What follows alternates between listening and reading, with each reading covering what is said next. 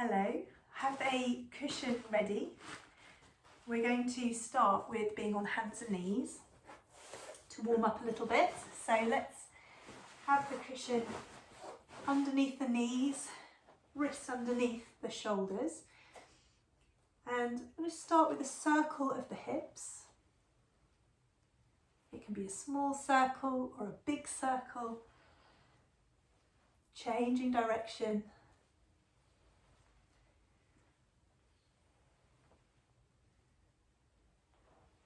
And then let the head relax, head heavy, give the head a shake yes and no. And let's take 3 big breaths, breathing in and a sigh out. Let the head be heavy, breathing in. One more time. And then letting the back round, head heavy, and then going the other way. Spine relaxing down, looking in front, maybe looking up. See how that feels for your lower back. Rounding the back, head heavy into cat pose, Majariasana, and then letting the spine relax, looking gently forwards.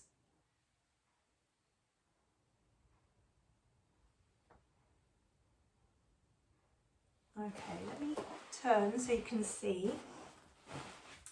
So I'm going to take the left leg out to the side, so the toes are pointing forwards, trying to have my foot flat on the floor if that's comfortable.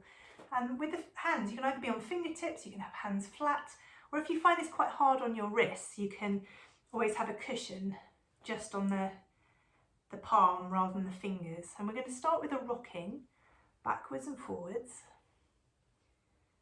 So probably feeling it to the inner thigh, but see where you feel it. And it might be a small rock or it might be bigger. All right, and then taking your left hand up towards the ceiling and then coming back down, threading behind the right arm, reaching as far through as you can. Pause for a moment in the stretch and then breathing in, opening up, open twist, and then threading through, a variation of thread the needle pose. So as you are moving the arm, your hips and your pelvis can move as well. Let's do that one more time. If you've got pelvic pain, hip pain, and this doesn't feel good, with any of the positions we're doing, you can keep both knees on the ground instead. Otherwise, let's take the right foot out, toes pointing forwards. We're going to go back to rocking. And you can always take your hands a little bit further out in front if you feel like you could make a bigger rock. Again, notice where you feel it. Maybe it's in the inner thigh, maybe it's somewhere else. And then taking your right hand up towards the ceiling, have a look up, follow the hand with your eyes, and then bring the arm down behind the left arm, reaching as far through as you can. Breathing in to open up. Remember, your hips and pelvis can be moving as you reach through. Let's do that again. Maybe that top arm goes slightly behind you. Last time.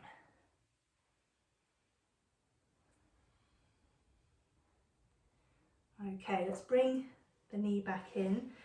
And I'm going to bring my legs together. So as close as you can, knees and feet touching.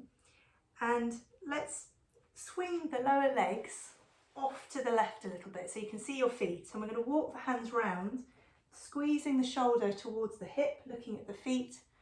So we're squeezing one side, stretching the other. And then bring the hands back to the centre, swing the lower legs to the right side so you can see the feet on the other side. Walk the hands around to the right, looking gently back, pausing for a moment. And then returning. And we're going to still keep the knees together, and this time sway the hips left and right. Doesn't have to be far, might be 1 centimetre, or it might be as far as you can go without tipping to the ground. What we're doing is stretching across the lower back and the sacrum. One more time each side. And then for a moment, let's sit back, So you can either sit directly onto the feet, or you can bring the cushion between your bottom and the feet. Because after that exercise, it's good just to let that area rest. Let's bring the palms together. I'm going to reach up, looking up, swimming the arms out wide. So I want you to feel like you're lifting the ribcage up away from the pelvis, stretching both sides of the body. Okay, and then hands onto the hips. You can always have the knees a little bit further apart. So we're going to lift up. At the top, we're going to tuck under and squeeze the buttocks and then lower back down. Let me show you from the side. So we're lifting up, tucking tailbone under, flattening the bottom, and then lowering back down. Let's do that 3 more times. Coming up, squeezing. And you can also do it with the arms. 1 more time. Tucking under, squeezing. Lovely. So let's come back onto the knees. We're going to have the cushion under your right knee and then taking your left foot forwards. So have the knee cushioned, because we're going to see if we can lift the leg behind and take hold of the foot or the ankle. If it's hard to reach, you could hold your leggings instead. If that just doesn't work for you, you can keep the foot down and work on tucking the tailbone under, because then you'll still get a stretch in the front of the thigh. But otherwise, we're holding the foot or the ankle. Try and keep the shoulders relaxed. Taking 1 more big breath in. And then release that foot down. Let's swap over. So have the front foot a little to the side so you're nice and balanced. You can lean your hand onto the leg so you've got some support, so you can catch hold of the other foot or ankle, staying as upright as you can. But again, if this doesn't work for you, that's okay. Keep the foot down and tuck the tailbone under so you'll get a stretch in a more gentle way. 2 more breaths here.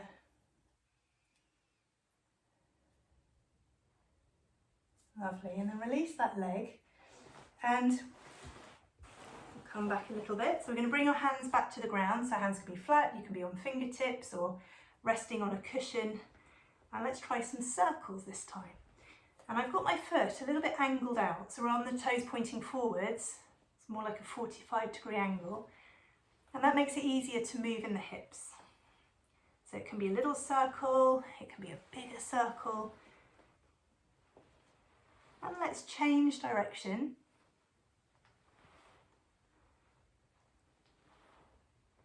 Lovely. And then we're going to bring ourselves up. You can always bring the foot in a little bit so you don't feel too spread apart. And leaning onto that leg, so elbow behind the knee. Let's bring the index fingertip and thumb tip together, big circle. Feeling the stretch through the side. So if you're in the 3rd trimester and there's a little foot stuck under your rib, you can make space for it to move. And then let's relax that arm down. You can always bring your left arm a little bit closer to bring your hand in touch with your bump, into a side stretch, breathing in and breathing out. So you can just do the arm, or you can see if it's comfortable to bend a little bit more into the left knee. 2 more of those. Wonderful. Okay, let's swap over. So you can always move the cushion across if you're using one. Right foot stepping forwards, a little bit angled out. And again, little circles. Might be different on this side. We usually have a stiffer, stronger hip on one side than the other side. Changing direction.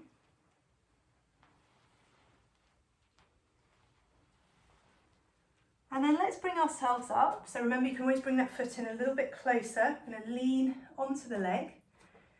And again, if you've got hip or pelvic issues that mean it's not comfortable to have the legs apart, you can always keep both knees on the ground if that feels better for you.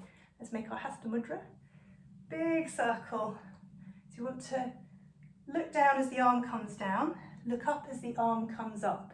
So it's not just the arm moving, but the whole upper body. 1 more. And then into the side stretch, so bring the arm over your head and back. So you can either be still with the legs, or you can bend into the right knee. You can bring the hand to your bump.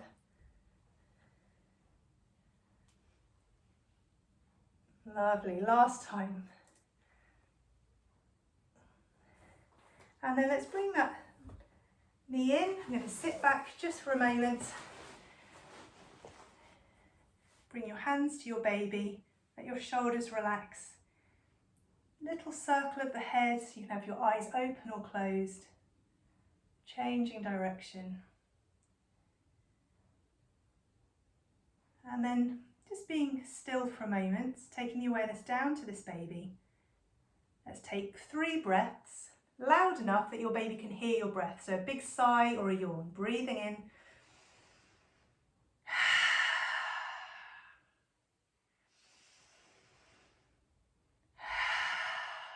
One more time. And then taking your hands round your bump. I hope you have a wonderful rest of the day.